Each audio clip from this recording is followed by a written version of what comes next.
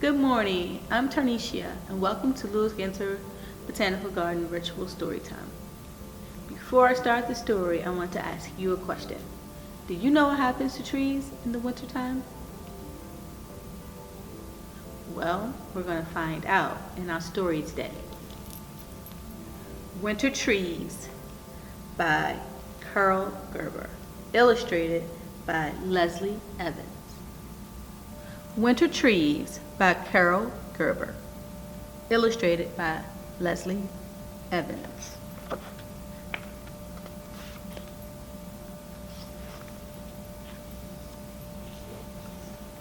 Crunch. We walk through fresh new snow that sparkles on the frozen ground.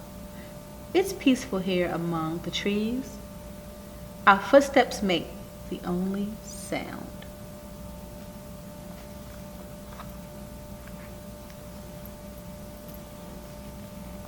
Trees that once had leaves are bare. They're dressed instead in lacy white.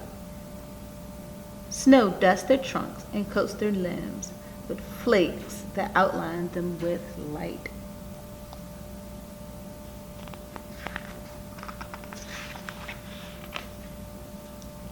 They stand distinct as skeletons. We clearly see the form of each. The egg shape of the maple tree, and the oval, right? The taller oval of the beech. Here's another oval.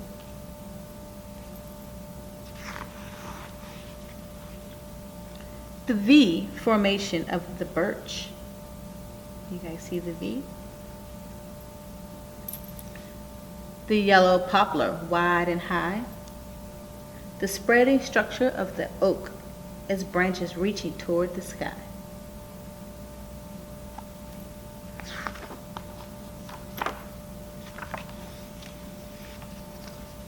The sugar maple's bark is gray. Its twigs are brown.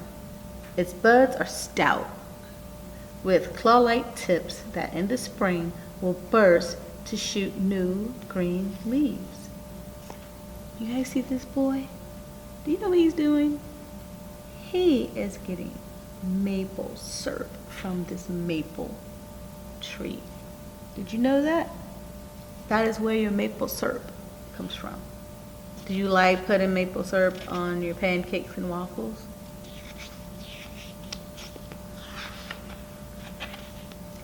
The beech tree, called American, has bark that's smooth and silver and gray. Tan leaves still cling to the limbs and branches on this cold, bright winter day. So in the wintertime, what happens to the leaves? They fall off. They all fall off the tree. But before they fall, during autumn season, what happens to the leaves? They do what? Do you know? They change colors and then they fall.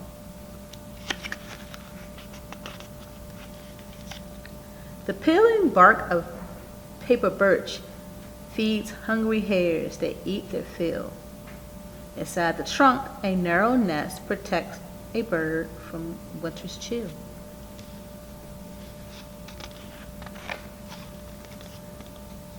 Tall yellow poplars' furrowed bark surrounds a trunk that's straight and neat.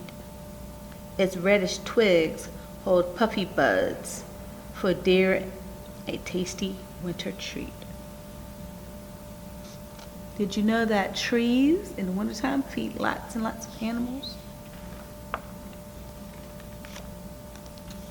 See bur oak's rigid, enormous trunk, its massive limbs that intertwine, its tangled twigs that twist and point, a strange bewitching tree to find.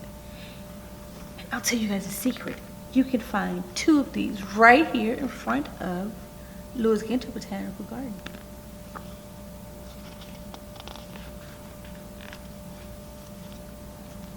The evergreens don't change their look. We see their needles all year round, but older needles near the trunk drop off and fall onto the ground.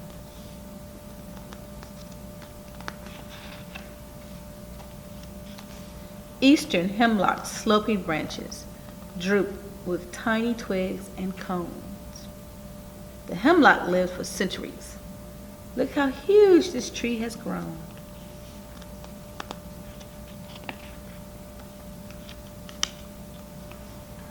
White spruce looks like a pyramid. Cones hang from branches near the crown. Don't touch its needles. Ouch! They're sharp. Its scaly bark is grayish brown.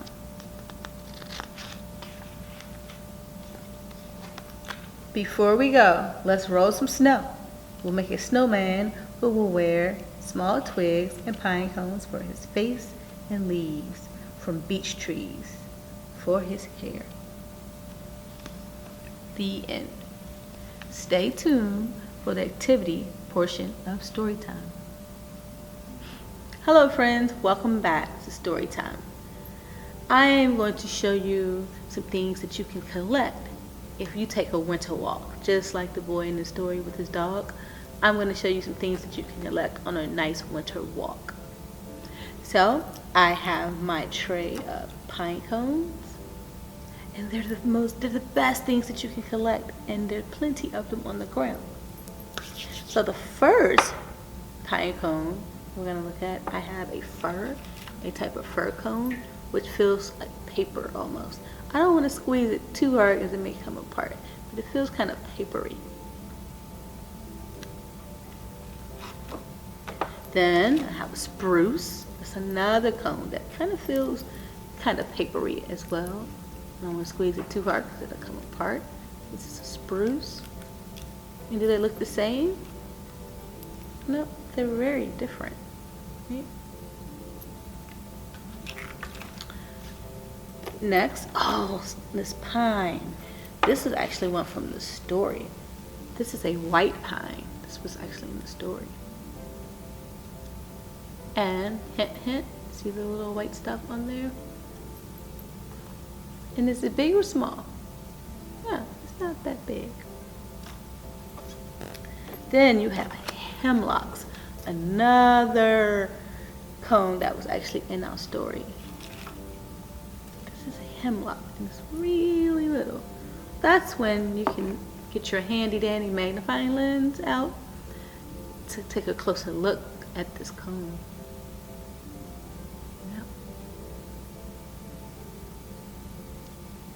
We have teeny tiny hemlocks. There's another cone that I love to collect here in the garden. This is a redwood, a dawn redwood, and that doesn't get really big either. And I'm going to use my magnifying lens to take a look at it closely.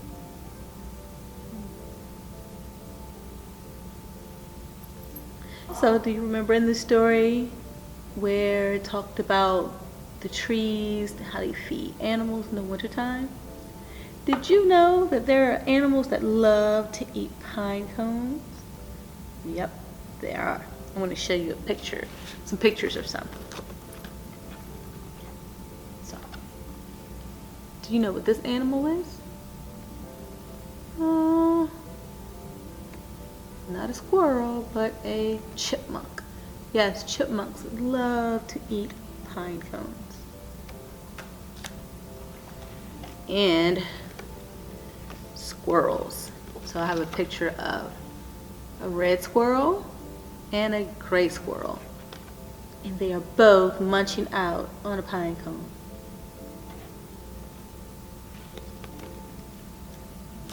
Did you know that some birds like to eat pine cones as well? Well, I have a picture of a crossbill. He is munching out on a pine cone. Do you guys know what kind of bird this is? Did you say woodpecker? Yeah, it is a woodpecker. And it's using its beak to get those seeds out of the pine cone. One more bird I have here. This is called a Clark nutcracker. And it's using its beak to get those seeds out of the pine cone. Or we turn it this way. I'm going to show you a pine cone. I want you to tell me, what animal do you think nibbled on this pine cone? Here's one that has been eaten by an animal. Which animal do you think it was? A squirrel or a bird or a chipmunk? Which one? I don't know. I think it could have been a squirrel, or it could have been a bird, or it could have been a chipmunk. But it's definitely been eaten by an animal. Well, friends, that's it for this week. I hope you enjoyed our story, Winter Trees by Carole Gerber. Even though the calendar is telling us winter is on its way, you can still get outside and take a walk to collect some pine cones or some acorns or any other tree seeds that you might find on the ground. Be sure to tell us if you learned anything today or what you liked about the story. We would love to hear from you. See you next time.